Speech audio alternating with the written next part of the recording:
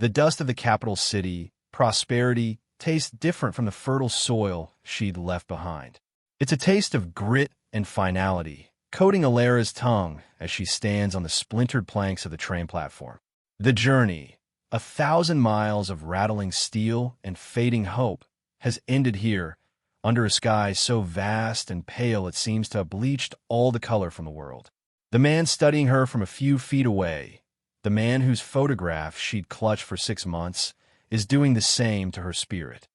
His name is Silas Croft, a clerk in the territorial government, and his letters had spoken of a neat little house and a respectable future. The man himself is smaller than his words, with a pinched face and eyes that assess her not as a person, but as livestock.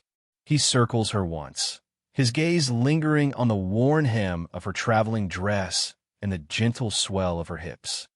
"You're sturdier than your picture," he says, the words of flat disappointment. "The agency said you were of pleasant temperament and skilled in domestic arts. They said nothing of you being built like a draft horse." Alara flinches, her hands tightening on the handle of her valise. It contains everything she owns: 2 changes of clothes, a Bible, and a small, cloth-wrapped apple pie she had baked the morning she left, a foolish, hopeful gesture for a new beginning. "I'm a hard worker, Mr. Croft, and I am what the picture showed." "Pictures lie," he sniffs, his lip curling. "I require a wife who reflects a certain delicacy. A partner, not a plowhand." "This will not do." He says it with the casual cruelty of a man swatting a fly, already turning away. "But the contract," Alara whispers, the sound swallowed by the hiss of steam from the departing train. "You pay my passage. We are betrothed." Silas glances back over his shoulder, a dismissive flick of his eyes. "Consider the passage a poor investment. I have no use for you." He adjusts his hat and walks away, disappearing into the dusty street without a second thought, leaving her utterly alone. Panic, cold and sharp, pierces the numbness. She is in a strange city with no money, no connections, and a name that has just been publicly sullied. A small tug on her skirt makes her look down. A boy, no older than 8, with serious gray eyes and hair the color of corn silk, is staring up at her. He's dressed in clothes too fine for the dusty square, a neat wool jacket despite the afternoon heat. He saw the whole exchange, his expression one of solemn curiosity. "Did that man leave you, ma'am?" he asks, his voice clear and without judgment. Alara can only nod, the lump in her throat too large for words. The shame is a physical heat on her cheeks. The boy's gaze drops to the valise she's clutching. "What's in the cloth?" "A pie," she manages to say, her voice thick. "An apple pie. My mother used to make apple pies," he says, a shadow passing over his young face. "Before she went to heaven." He doesn't say it with self-pity, but as a simple statement of fact. An impulse, born of her own desolation and a sudden, fierce ache for the boy's quiet sorrow, moves through her. She kneels, unlatching her case and unwrapping the pie. It's a little battered from the journey, the crust slightly crumbled at one edge, but the smell of cinnamon and baked apples rises like a prayer in the dry air. Using her small travel knife, she cuts a wedge and places it on the clean inner side of the cloth wrapping. "Here," she says softly. "You should have it." The boy's eyes widen. He takes the offering with a reverence that almost breaks her heart, his small fingers careful not to drop it. He takes a bite, and for a moment, his serious expression dissolves into pure, childish delight. "It's good," he says, his mouth full. "It's the best pie." A figure detaches itself from the shadow of the governor's mansion across the square. A tall man in a severe black coat, his face etched with the lines of authority and weariness, strides toward them. His gaze is sharp, immediately finding his son. "Thomas," he says, his voice a low rumble of command. "You know you're not to bother strangers." The boy, Thomas, looks from the man to Alara, a flicker of defiance in his eyes. "She's not a stranger. She gave me pie." The man's eyes, the same piercing gray as his son's, shift to Alara. They take in her tear-streaked face, her cheap, worn dress, the open valise, and the rejected offering of her life sitting within it. He is the governor, Alistair Hayes, she realizes with a jolt. His face is on posters tacked to the telegraph poles. He is the most powerful man in the territory, and he is looking at her as if she is a puzzle he has no time to solve. But when his gaze falls on the half-eaten slice of pie in his son's hand, the hard line of his mouth softens almost imperceptibly. He sees his son smile, a thing rarer than rain in this arid land. And with that, his world, and hers, begins to tilt on its axis. Alistair Hayes ran his territory the way he ran his life, with decisive order and an emotional distance that bordered on monastic. Grief had carved him that way. Since Martha's passing 2 years prior, the governor's mansion had become less a home and more a state building that happened to contain his son and his bed. The halls were silent, the curtains drawn, the staff efficient and invisible. His son, Thomas, had become the quietest fixture of all, a small ghost haunting the grand, lonely rooms. Alistair loved the boy with a fierce, aching helplessness, but he did not know how to reach him. He could build dams, negotiate treaties, and face down railroad barons, but he could not bridge the silence that had grown between him and his own child. Until the pie. For 3 days after the incident at the train station, Thomas was a different boy. A flicker of light had returned to his eyes. He spoke at the dinner table, asking questions about the migration patterns of birds, about the mechanics of the steam engine, about whether the lady with the pie was coming back.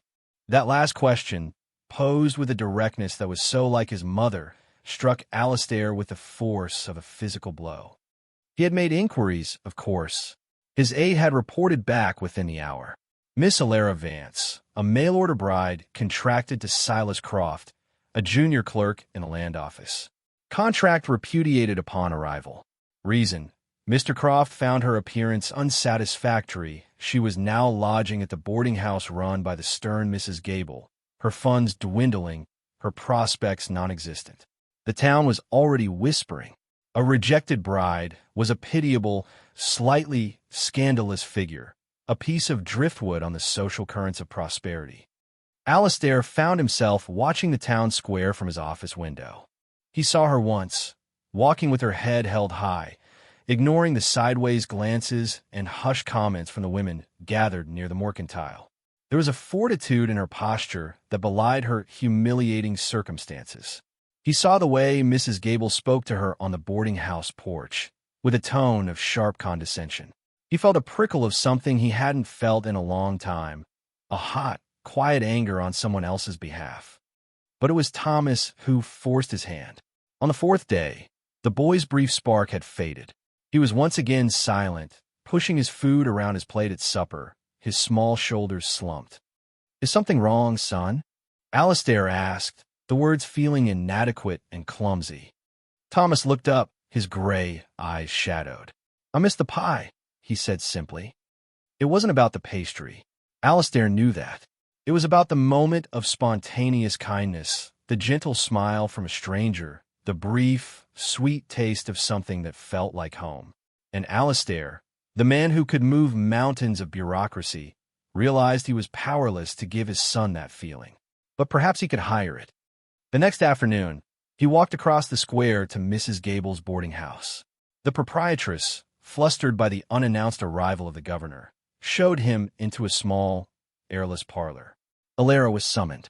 She entered the room with a quiet dignity that impressed him, her hands clasped in front of her to still their trembling. She did not look like a draft horse.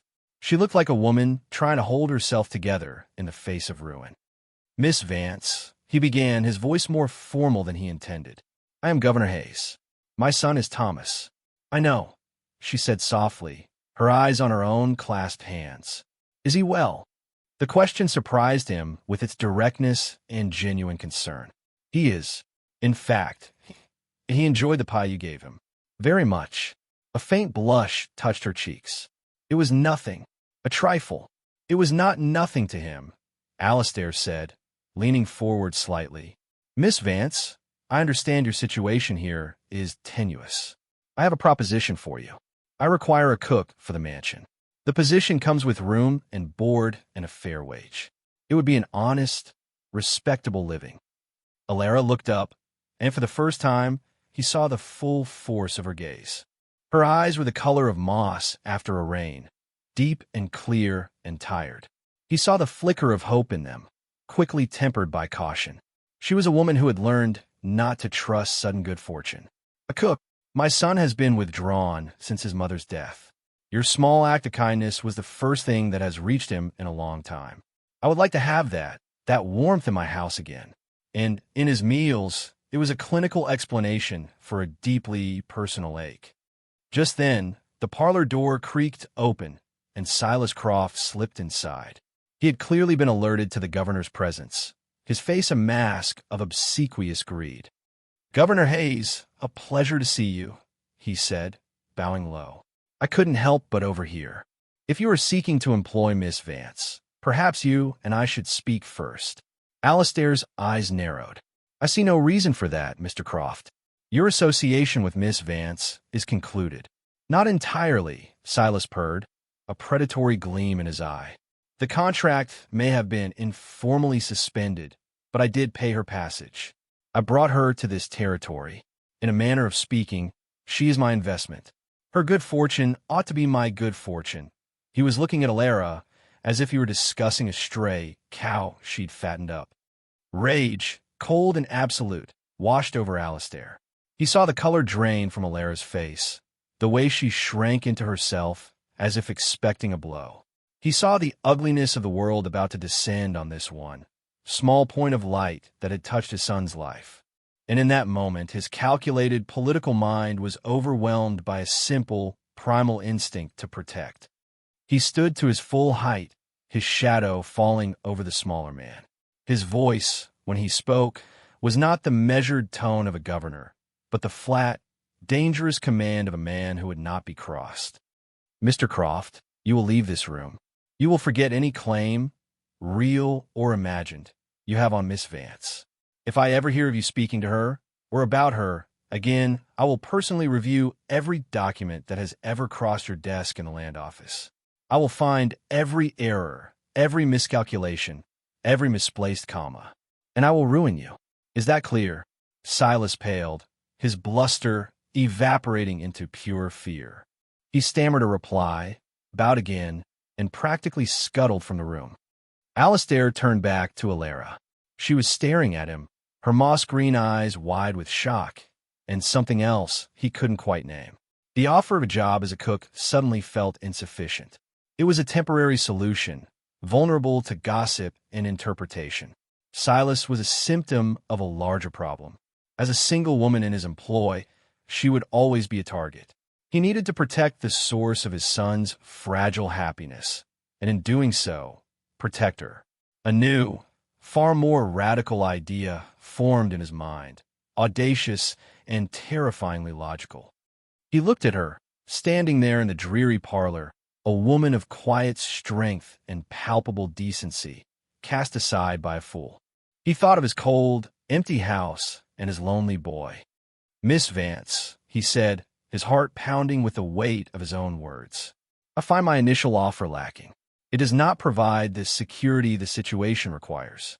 So I will ask you another favor, a much larger one," and she took a breath. "I am asking you to marry me." Alara's jaw dropped. She stared at him as if he had just sprouted a second head. "Marry you?" she whispered, the words incredulous. "But why? You are the governor." "Nobody. You are the woman who gave my son a piece of pie when you had nothing," he said, the truth of it hitting him with profound clarity. "That makes you far from nobody. It would be a marriage in name only. A contract. You would have my name, my protection, and a home. You would act as my hostess and a mother to my son. In return, I would have peace in my house and happiness for Thomas. It is a practical arrangement, Miss Vance, one that would solve both of our problems." He laid the offer before her like a legal document, stripped of all romance, a stark and startling proposition. For her, it was a lifeline out of a mire of shame and poverty. For him, it was a desperate gamble to reclaim a piece of his son's stolen childhood. She looked at him, the powerful, lonely man offering her a gilded cage as a sanctuary. She thought of Silas's sneer, of the whispering women, of her few remaining coins. Then she thought of a small boy's delighted face as he ate a simple piece of pie. "Yes," she said, her voice barely a whisper but firm. "Yes, Governor, I will." The wedding was a quiet, civil affair conducted in the governor's study, witnessed only by his most trusted aide and a stony-faced judge. Alara wore her best dress, a simple gray wool she had mended herself, and felt like an imposter in the grand, mahogany-paneled room. Alistair stood beside her, as rigid and formal as a statue, his responses to the judge's questions clipped and precise. They were two strangers entering into the most intimate of legal bonds, and the air between them crackled with unspoken awkwardness. When the judge pronounced them man and wife, there was no kiss. Alistair simply gave a stiff nod, shook the judge's hand, and the ceremony was over. Alara was now Mrs. Hayes, the First Lady of the territory, and she had never felt more lost in her life. The governor's mansion was an elegant prison. It was beautiful, filled with dark, polished wood, heavy velvet curtains, and portraits of stern-faced ancestors who seemed to judge her from their gilded frames. A housekeeper named Mrs. Albright, a woman who had served the first Mrs. Hayes with fierce loyalty, ran the household with an efficiency that left no room for Alara. She was polite, but her deference was chilled with suspicion.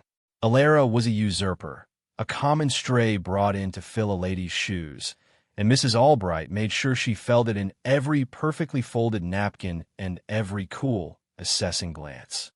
Alistair was a ghost in his own home. He left for his office before dawn and often returned long after Alara and Thomas had taken their supper. Their interactions were confined to brief, formal exchanges in the hallway or across the vast expanse of the dining table. "Good evening, Alara. Was your day satisfactory, Governor?" It was not a marriage. It was a cohabitation of strangers bound by a strange, desperate contract.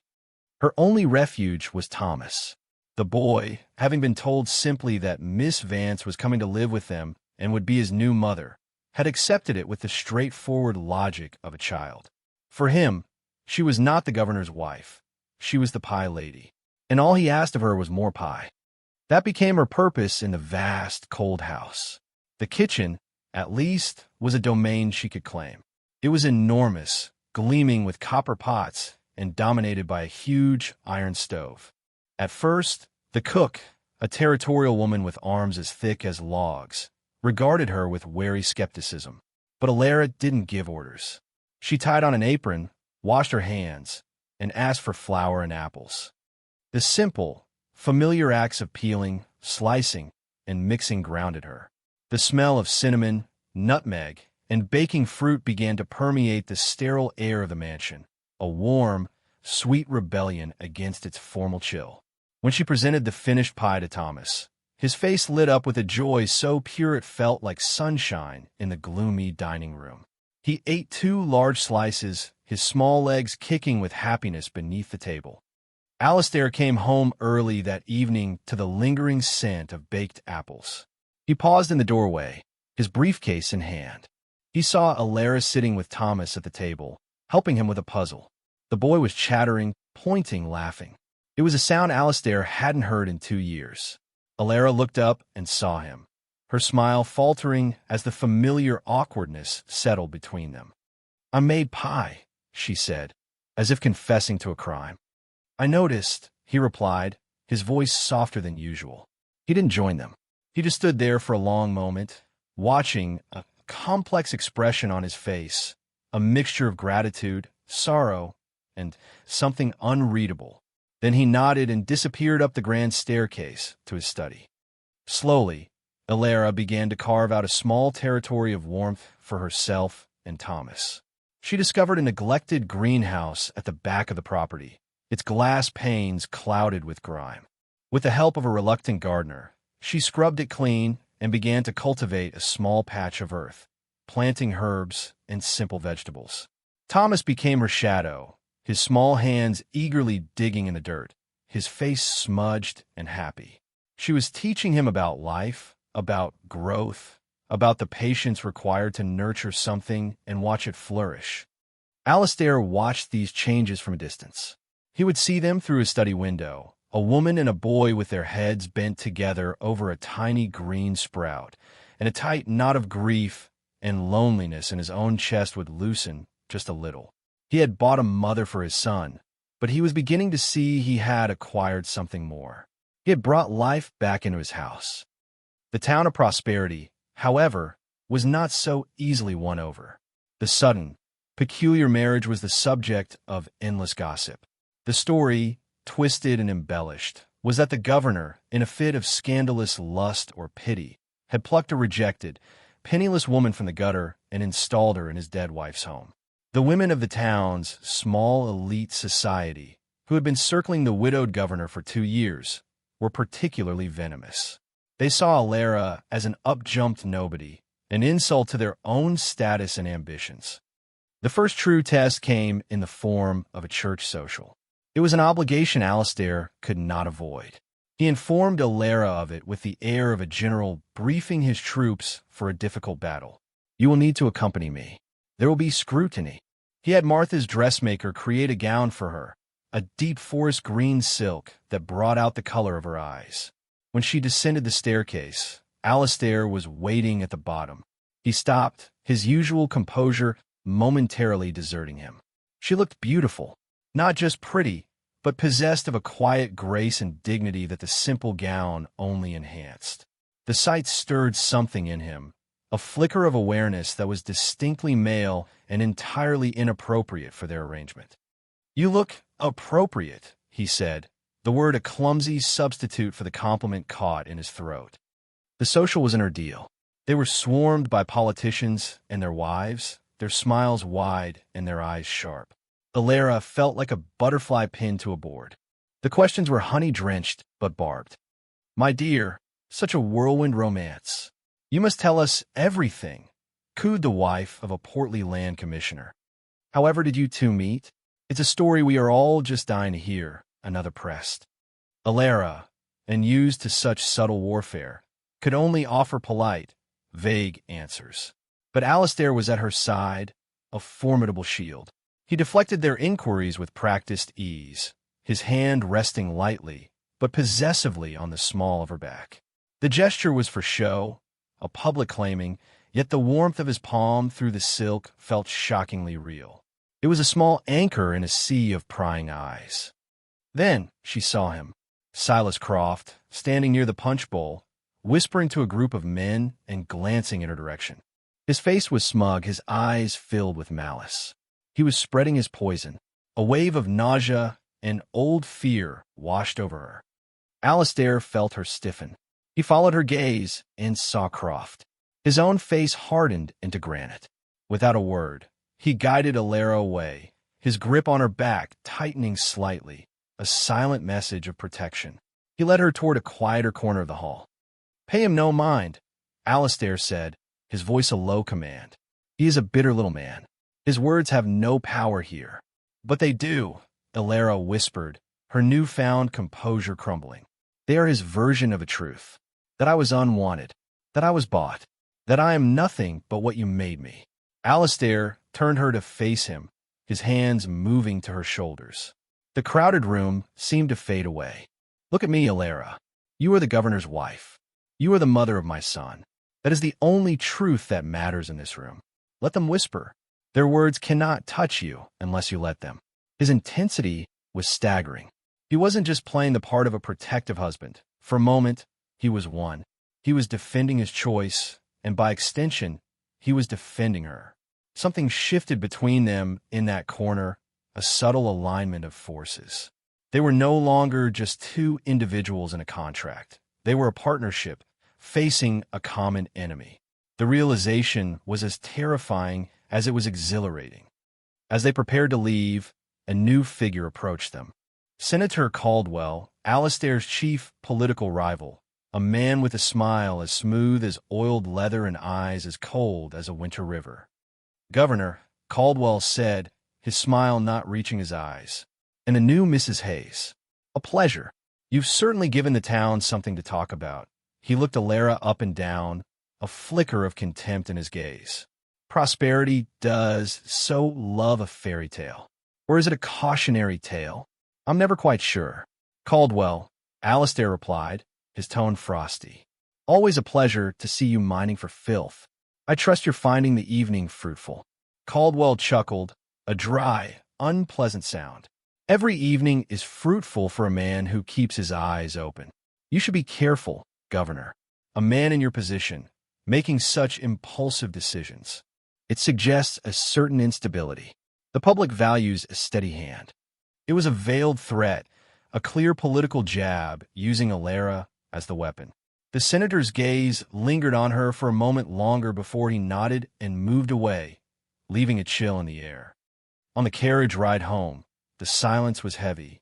The night's events had stripped away some of the artifice between them. They had been a unit, a fortress of two. He will use this, Alistair said finally, staring out at the darkened streets. Caldwell, he will use you to try and destroy me. Then perhaps your arrangement was not so practical after all, Alara said, her voice small. Perhaps you have brought ruin upon yourself for the sake of a pie. Alistair turned to look at her in the flickering darkness of the carriage. No, he said, and his voice held a conviction that startled them both. Thomas laughed today, truly laughed. I haven't heard that sound since before his mother fell ill. Whatever price Caldwell asked for that, I will find a way to pay it. He was no longer talking about a contract. He was talking about a choice he would make again, a choice that had brought this quiet, resilient woman into the crosshairs of his political life. And for the first time, he felt a fierce, terrifying protectiveness that had nothing to do with his son and everything to do with her. The favor he had asked of her was becoming a debt he owed. The weeks that followed settled into a new, fragile rhythm. The public performance at the church social had, paradoxically, created a sliver of private peace. Having faced the town's collective curiosity and survived, the artifice of their marriage became a shared secret, a conspiracy of two. Alistair no longer disappeared entirely into his work. He began taking his evening meal with Alara and Thomas, the vast dining table shrinking as he made a point to sit closer.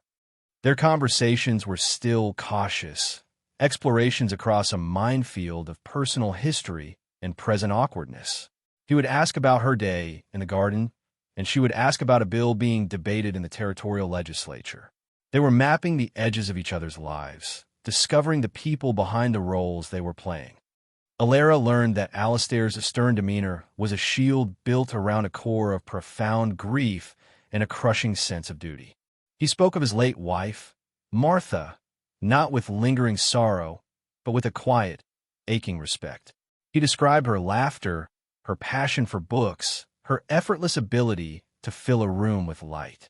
In talking about Martha, he inadvertently revealed the shape of the hole she had left behind, a void he had tried to fill with work and ambition. In turn, Alistair began to see beyond the quiet, capable woman who was so good with his son. He learned that Alara was an orphan, raised by a stern aunt who saw her as little more than a pair of working hands. Her decision to become a mail-order bride hadn't been a flight of romantic fancy, but a desperate bid for a life of her own, a life where she might be valued for more than her labor. He realized that the humiliation she had suffered at the hands of Silas Croft was not an isolated incident, but the culmination of a lifetime of being told she was not enough. Yet, there was no bitterness in her. There was a resilience as steady and deep as a river. The true turning point came not in a drawing room or at a political function, but in the dead of night. Alara was woken by a harsh, barking cough from Thomas's room down the hall. She threw on her robe and hurried to his bedside. The boy was flushed with fever, his breathing labored and shallow. A wave of croup, the dread of every parent on the frontier, had seized him. Mrs. Albright was already there, applying a cool cloth to his forehead, her face tight with worry. "I've sent for Dr. Adams, ma'am," she said, her voice for once stripped of its usual frost. Alistair burst into the room moments later, his hair disheveled, his face pale with a father's primal fear. He saw his son struggling for breath, and his carefully constructed composure shattered. He was just a man, terrified of losing the one piece of his heart he had left. For the next 2 days, Alara did not leave the boy's side. While the doctor prescribed remedies and Alistair paced the hallways like a caged wolf, she was the calm center of the storm. She coaxed broth between Thomas's lips. She read to him in a low, soothing voice. She mastered the terrifying but necessary art of the steam tent, filling the room with moisture to ease his breathing, her own face slick with sweat, her eyes burning from the vapor. She was not playing the part of mother. She was a mother, fierce and tender and tireless. Mrs. Albright, watching her, found her icy reserve melting into grudging respect, and then something warmer. She started bringing Illyra tea, adjusting the blankets, her movements a silent apology for her previous judgment. On the second night, the fever peaked. Thomas was delirious, his small body trembling. Dr. Adams looked grim. "The crisis will come before dawn," he said quietly to Alistair in the hall. "We've done all we can. He needs to fight." Alistair re-entered the room to find Illyra cradling Thomas in her arms, humming a simple, tuneless lullaby from a childhood she'd barely remembered. She was whispering to him. Her words meant only for the boy. "You are so strong, Thomas. You are so loved. You just need to hold on. We are right here. I'm not going anywhere." Alistair stood in the doorway, unseen, and felt his world tilt. He was watching a scene of profound, elemental love, a love she had no obligation to feel. She was bound to them by a piece of paper, a contract of convenience. But what she was giving his son in that moment was real, powerful, and freely offered.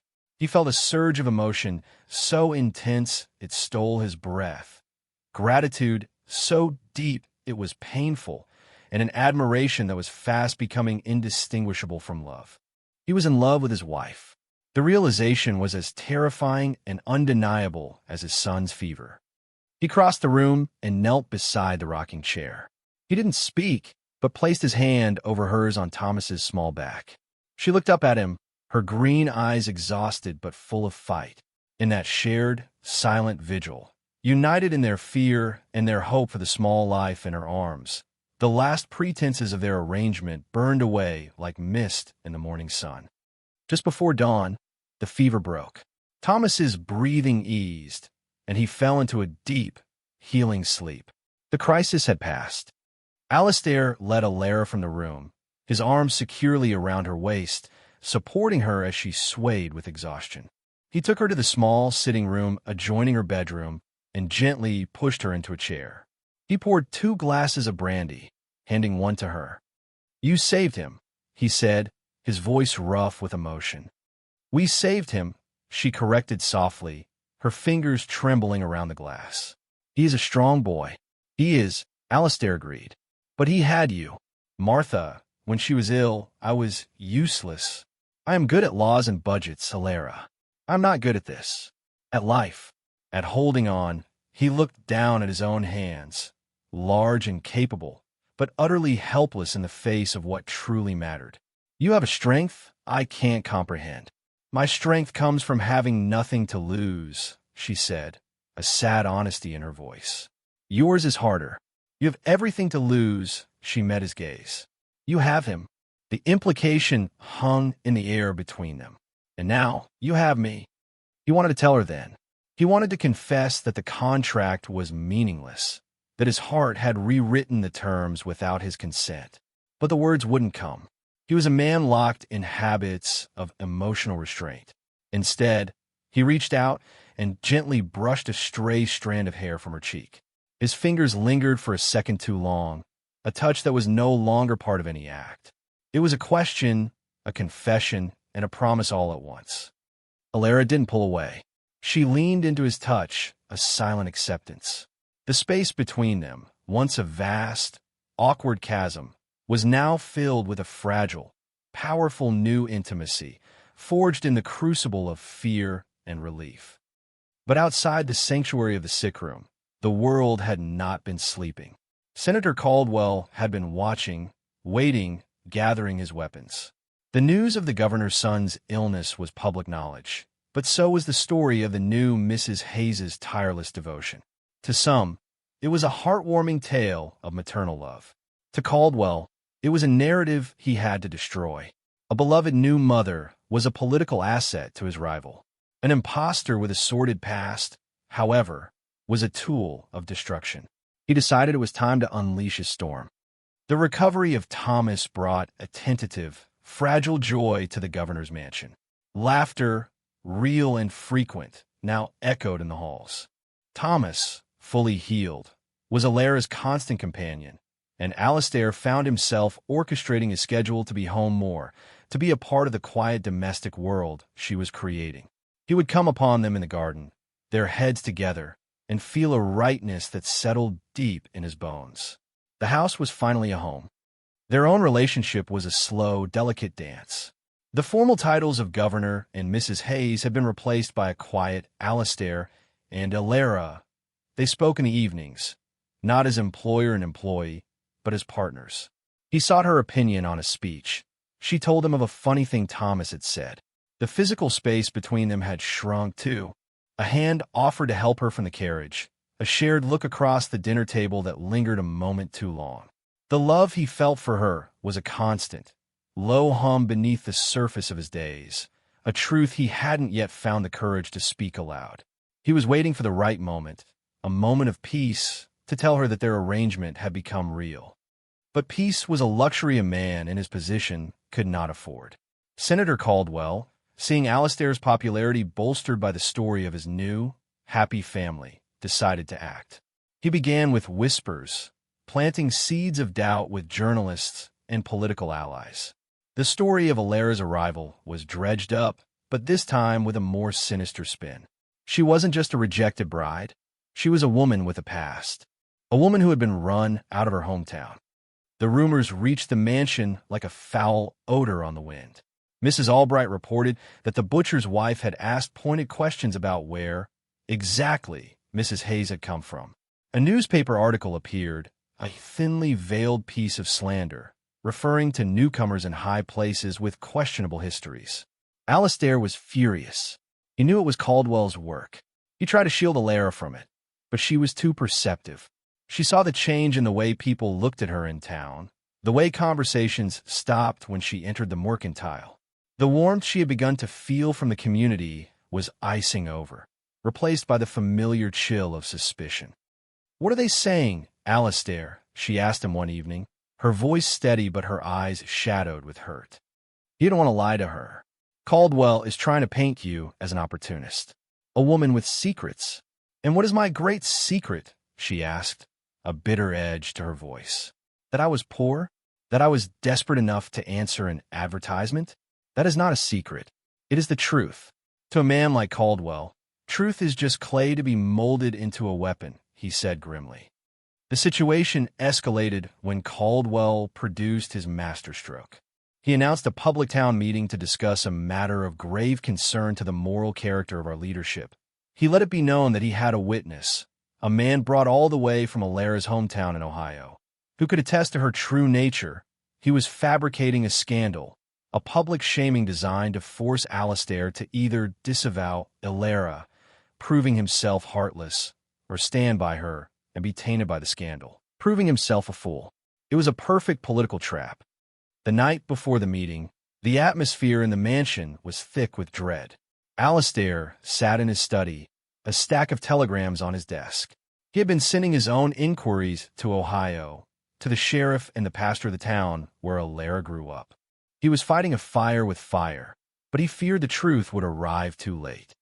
Alara came to him, standing in the doorway of the study. She looked pale, but resolute. "You should not have to do this," she said. "This is not what you agreed to. The contract was for a hostess and a mother, not a political liability. You can end it. You can say I deceived you. You can send me away. It would save your career." She was offering him an escape, the same kind of honorable exit he had once offered her.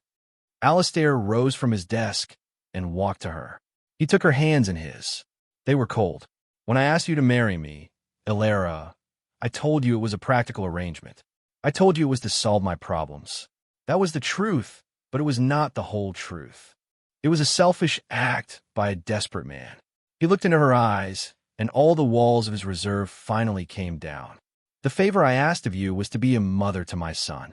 But the favor you have done for me is so much greater. You have brought light back into my life. Not just my house, Alara. My life. The thought of sending you away, it is unthinkable. You are not a liability. You're my wife. The word wife hung in the air, no longer a legal term, but a declaration. They will try to destroy you tomorrow, she whispered. Let them try, he said, his voice raw with a conviction that came from the deepest part of his soul. Let them try to destroy us. He was no longer thinking about his career, about polls, about senators. He was thinking about her and the quiet, fierce love that had taken root in his heart. The meeting tomorrow was no longer a political battle. It was a fight for his family, and he would not lose. The town hall was packed to the rafters, the air thick with anticipation and the smell of sweat and dust. It was an arena, and Alara felt like the Christian being led to the lions. She sat on the stage beside Alistair, her hands clasped tightly in her lap, her back ramrod straight. She had insisted on being there. She would not hide.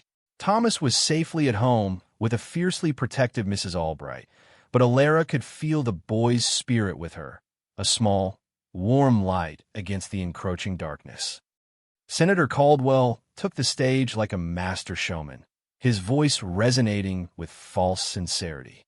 He spoke of honor, of integrity, of the sacred trust between the people and their leaders.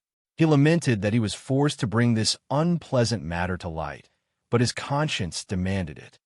Our esteemed governor, in a moment of questionable judgment, has taken a new wife, Caldwell boomed, gesturing towards them. A woman about whom we know nothing. I have taken it upon myself to learn more, and what I have learned is deeply disturbing. A murmur went through the crowd.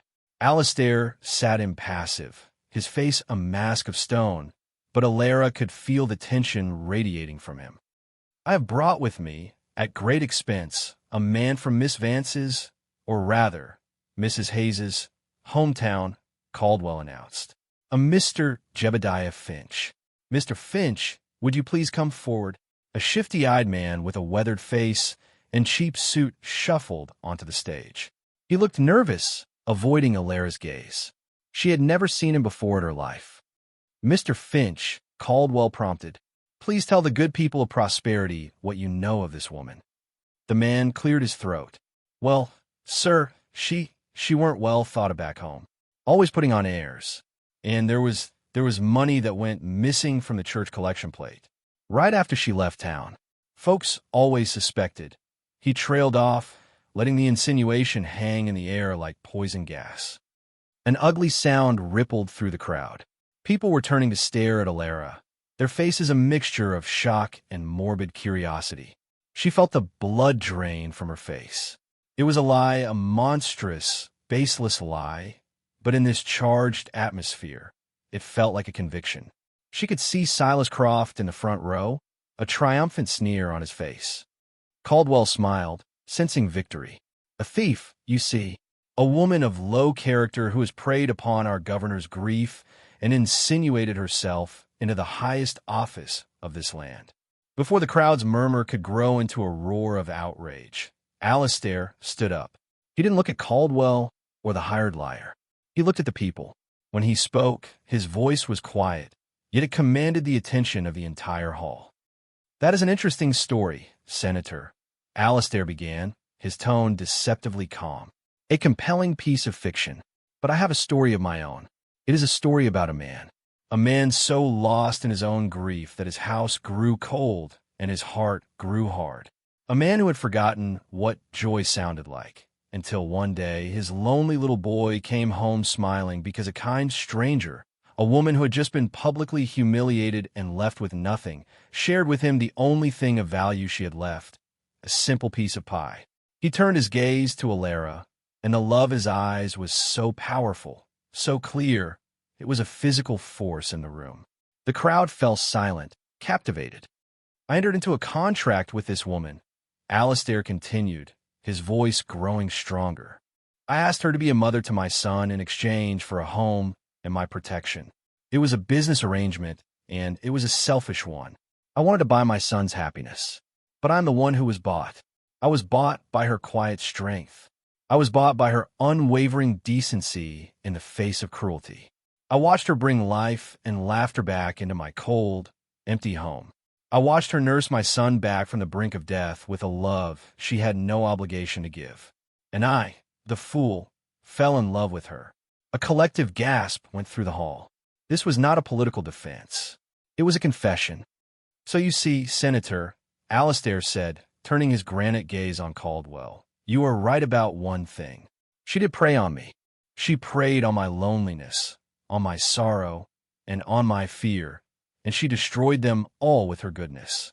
This woman is no thief. She is the best person I have ever known. She is the heart of my home. She is my wife, and I love her. And if you think that makes me unfit to be your governor, then I will gladly step down tomorrow. Because a life with her is worth more than any office this territory can offer. He finished, his chest heaving, the truth laid bare for all to see. The silence that followed was absolute, a stunned intake of breath from the entire town. Then Alara stood up. All eyes swung to her. She was no longer the frightened girl on the platform. She was the governor's wife, and she was a woman in love. She looked not at the crowd, but at Alastair. The contract I accepted, she said, her voice clear and steady, was for a home. But you have given me more than that. You and Thomas, you have given me a family, and there is no greater treasure than that. Anyone who says I have stolen anything is a liar. She then turned her gaze to Mr. Finch. I have never seen you before in my life, sir, but I pity you. I pity any man who would sell his soul for a politician's handful of silver. At that moment, a telegraph boy pushed his way through the crowd, breathless, and handed a slip of paper to Alastair's aide, who immediately passed it to the governor. Alastair glanced at it. A slow, grim smile touched his lips. It seems, Senator, Alastair said, holding up the telegram, that my own inquiries have borne fruit. This is from the sheriff of Gallia County, Ohio. He says a man named Jebediah Finch is indeed known to him for perjury, cattle theft, and public drunkenness. He also states that Miss Alara Vance was known by all as a young woman of unimpeachable character, whose departure was the town's loss. He sent his highest regards. The tide did not just turn, it was a tidal wave. The crowd erupted, not in anger at Alara, but in fury at Caldwell. His cynical ploy had been utterly exposed, his character laid bare against the raw, honest courage of the man he had tried to destroy.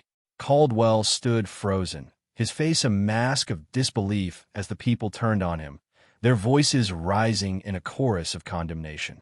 His career was over, immolated in the fire of the truth he had tried to extinguish. Alastair took Alara's hand, his fingers lacing through hers.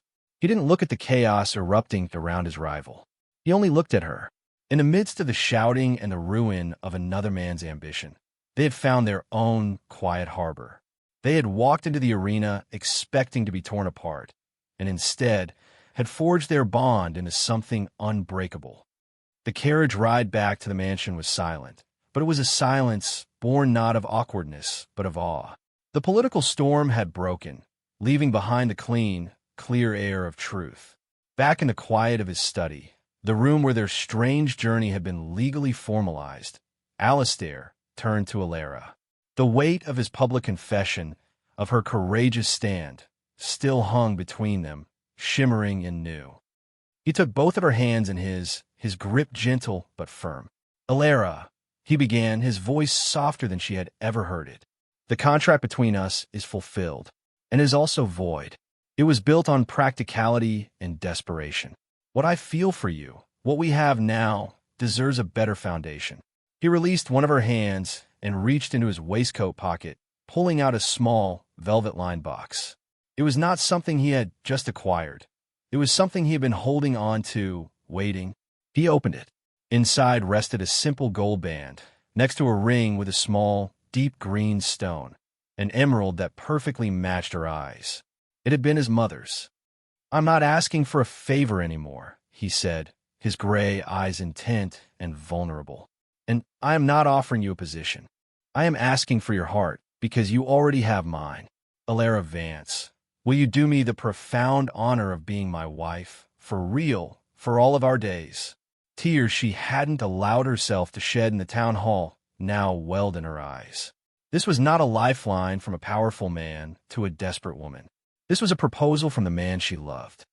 "Yes," she whispered, the word full of all the hope and love she had thought she would never find. "Oh yes, Alistair." He slipped the rings onto her finger. They fit perfectly. And then, for the first time, with no audience and no pretense, he lowered his head and kissed her. It was not a kiss of passion and fire, but one of reverence and deep, abiding love, a promise of 1,000 quiet mornings and shared laughter, and a lifetime of facing down storms together. Later that evening, a familiar, delicious scent wafted up from the kitchen. Alistair found her there, an apron tied over her dress, her cheeks slightly flushed from the heat of the oven. On the counter sat a perfect apple pie, its crust golden brown, its scent filling the room with the aroma of home. Thomas was at the table, patiently waiting, his face alight with happiness. Alistair didn't say a word. He simply came up behind her, wrapping his arms around her waist and resting his chin on her shoulder. He watched his son, his wife, his family. The governor's mansion was no longer a cold, grand building. It was a home, warmed from the inside out by the simple, extraordinary love that had begun with a kindness to a lonely boy and a pie. Thanks for watching. If you believe in compassion, overcoming prejudice, and finding love in unexpected places, give this story a like and subscribe for more. This story showed love and heroism where least expected. What was your favorite moment of connection between them? Tell us in the comments.